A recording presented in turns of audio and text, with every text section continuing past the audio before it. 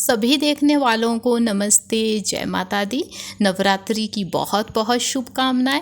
इस शुभ मंगलमय मौके पे खास वीडियो लेके आई हूँ जिसमें आप जानने वाले हैं कि नवरात्रि में माता की चौकी की स्थापना कैसे की जाए, कैसे कलश स्थापना होती है, कौन सी दिशा होती है कलश की, साथ ही साथ जो जवे उगाए जाते हैं कैसे आसानी से उगाए, जवों की दिशा कौन सी होती है चौकी पे।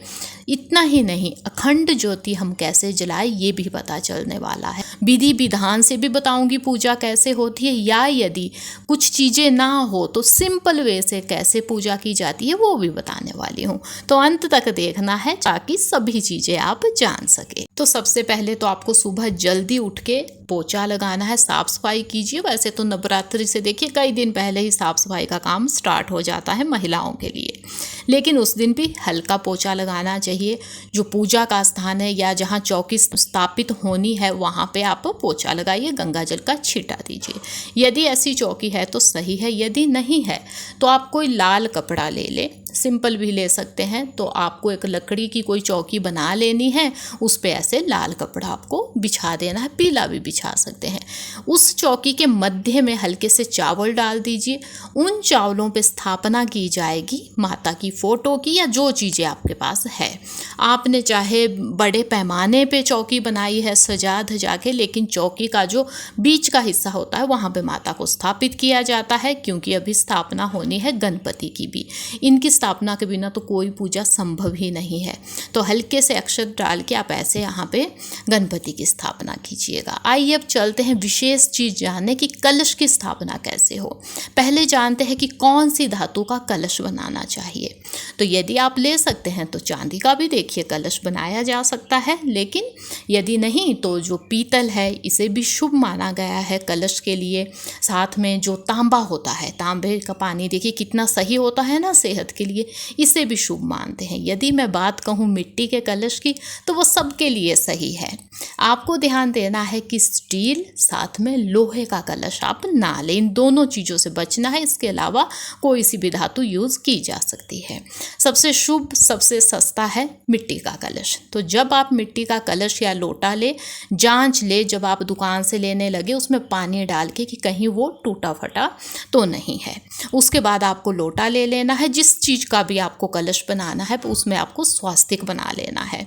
उसके बाद आप मौली बांध दे कंठ पे, जैसे मैंने वीडियो में दिखाई है। 9 टाइम घुमा के बांधिए तो सही है, 9 देवियों का क्योंकि आवाहन होना है। अब इसमें पहले गंगा जल डालें, उसके बाद पानी कंठ तक डाल ले। कुछ चीज़ें यदि है तो इसमें मिला लीजिए, जैसे हल्दी है हल्दी डाल दीजिए, अक्षत चावल डाल दीजिए, साबुत होने चाहिए चावल, लौंग इलायची है तो वो भी मिला लीजिए। कुछ लोग तो इसमें देखिए चांदी का सिक्का भी मिलाते हैं, यदि है तो मिला दीजिए सिक्का भी, नहीं तो आप सिंपल एक सिक्का इसमें डाल दीजिए, कुछ फूल डाल दीजिए, जो जो चीज़ें हैं मिला दीजिए, नहीं है तो केवल फूल इसमें डाल दीजिए। अब आम के पत्ते लेने हैं 5, 7 या 9, इन पे तिलक कीजिए, उसको कलश पे कुछ ऐसे लगा दीजिए।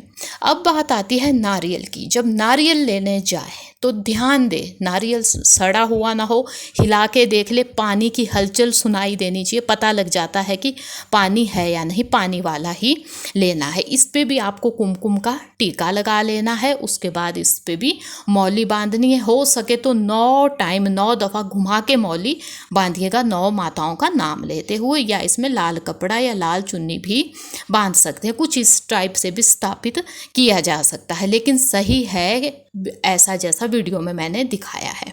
अब मैं पहले आपको एक चीज़ बता लूँ, या तो आप ऐसे भी किया जा सकता है, जो ढक्कन है कलश का उसमें चावल डालिए, उस पर भी ऐसे स्थापित किया जा सकता है। इसका मुंह अपनी साइड को होना चाहिए, जो भगत है हम साधक बैठेंगे ना उसकी सामने को नारियल का मुंह होना चाहिए। अब आप ऐसे भी स्थापित किया जा सकता है, साथ में जवे उगाए हैं तो उस पर भी कलश की स्थापना की जा सकती है, जैसे मैंने आपको वीडियो में दिखाई है। सब भी दोनों ढंग बिल्कुल सही है। तो अब कलश बढ़िया से हमने बना दिया। आइए अब कलश की जगह देख लेते हैं, चौकी पे कहाँ होगी। बीच में माता को स्थापित किया, माता की सीधी साइड, सीधे हाथ को आप जहाँ पूजा के लिए बैठेंगे आपके उल्टे हाथ को जगह होगी कलश की। सबसे पहले चावल डाल दीजिए। यदि आपके अष्टदल कमल बनता है तो ऐसे बना लीजिए, नहीं तो सिंपल चावल डाल के आप उस पर कलश को स्थापित कीजिए। तो देखिए अब कलश की स्थापना हो गई है। यदि आपने जवे पे कलश को स्थापित किया है या जैसे मैंने वीडियो में दिखाया ऐसे किया है, या आपने केवल सिंपल पानी का लोटा लिया है, लेकिन दिशा ये वाली ही होगी, बस यहाँ पे आप स्थापित कीजिएगा। ये आपकी कलश स्थापना अब कंप्लीट होती है। अब चलिए चलते हैं जानने की जवे हमें कैसे उगाने हैं ताकि वो बढ़िया से उग जाए, धन धान्य लेके आए। तो कोई मिट्टी का पॉट आप ले ले, गमला ले ले, शुद्ध जगह से कहीं से मिट्टी लाए, उसमें डाल दे। उसके बाद जो जवे हैं वो उसमें फैला दे बढ़िया से। जब जवे फैला दे उस पर हल्की हल्की मिट्टी फैला दीजिएगा ताकि वो अच्छे से उग सके। उसके बाद हल्के पानी के छींटे दीजिएगा। ध्यान दीजिएगा अब ठंड का मौसम स्टार्ट हो गया है ना, तो बहुत ज़्यादा पानी नहीं आपको डालना, हल्के हल्के छींटे देने। जब कम लगे तो ज़्यादा डाल दिया पानी, जब वो लगे कि पानी ज़्यादा हो गया तो हल्के छींटे दे दिए। अब 9 दिन की पूजा होनी है ना, चौकी स्थापित की है, कलश स्थापित किया है, तो 9 की 9 दिन हल्का हल्का पानी इन्हें देना है। धूप जोत हमें देखिए डेली जलानी ही है, तो पानी भी हम देते जाएंगे। देखिएगा कितने बढ़िया जो है जवे आपके उगेंगे, धन धान्य लेके आते हैं। जितने ही अच्छे जो जवे हैं वो उगते हैं। आइए अब चलते हैं जानने अखंड ज्योति हम कैसे जलाएं। तो अखंड ज्योति की यदि मैं बात कहूँ तो या मिट्टी के दिए में, या जो जोत है जिसमें आप डेली जोत को जलाते हैं वो ले सकते हैं। उसमें आपको जो शुद्ध देसी घी है उसी में जलाना है। मौली ले सकते हैं आप, जो मौली का धागा, उससे बाती बना दीजिए। सीधी बाती बनती है, इसकी लेट के बाती नहीं बिछाई जाती है, सीधी बाती बनानी है। कोशिश कीजिएगा, अखंड ज्योति का मतलब ही ये है कि 9 की 9 दिन तक ये अखंड जलेगी, ये बुझनी नहीं चाहिए। यदि ज्योत बुझ जाए तो उसे मतलब अशुभ मानते हैं। लेकिन मैं एक बात बताऊं, यदि हवा से बुझे, अचानक से हवा आ जाए, अचानक से बच्चे कहीं फैन ही चला दे जहां आपने अखंड ज्योत जलाई है, तो आप उसे अशुभ मत समझिएगा। माता से माफ़ी मांग के वापस से उसे जला दीजिएगा। किसी भी हालत में यदि अखंड ज्योत बुझ जाती है तो कोई बात नहीं, माता से माफ़ी मांग के वापस से जलाने का विधान उसका होता है। ये माँ है, सबको जानती है, शुद्ध मन से हमने अच्छे मन से पूजा की है तो कोई अशुभ नहीं हो सकता है, वापस से जलाई जा सकती है। तो ये है विधान पूजा का। अब आपको डेली 9 की 9 दिन पूजा के लिए बैठना है। मैं तो कहूँ कि ये इतने मंगलमयी दिन होते हैं, इसमें की गई पूजा कई गुना फलदायी होती है। आप दिन के 3 टाइम पूजा के लिए बैठना चाहिए। आपको बहुत ही मन लगता है पूजा में। देखिएगा आपको यदि समय नहीं मिलता है तो इन 9 दिनों में कम से कम पूजा के लिए समय तो आप निकालिएगा। कोई भी मन की इच्छा होगी, कुछ भी आप माता से चाहते होंगे, मिलेगा ही मिलेगा। आजमा के देखिए।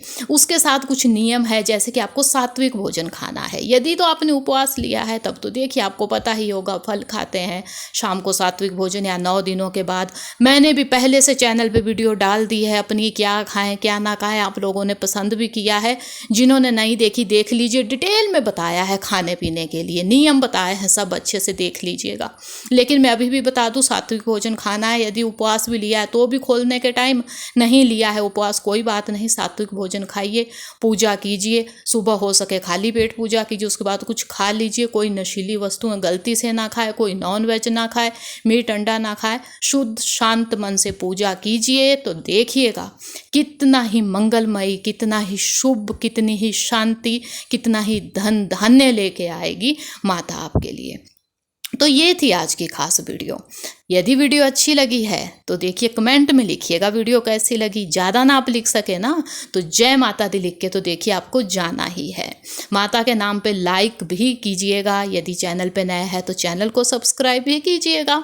अब मिलेंगे ऐसी ही किसी नई यूज़फुल वीडियो के साथ। तब तक के लिए धन्यवाद। जय माता दी।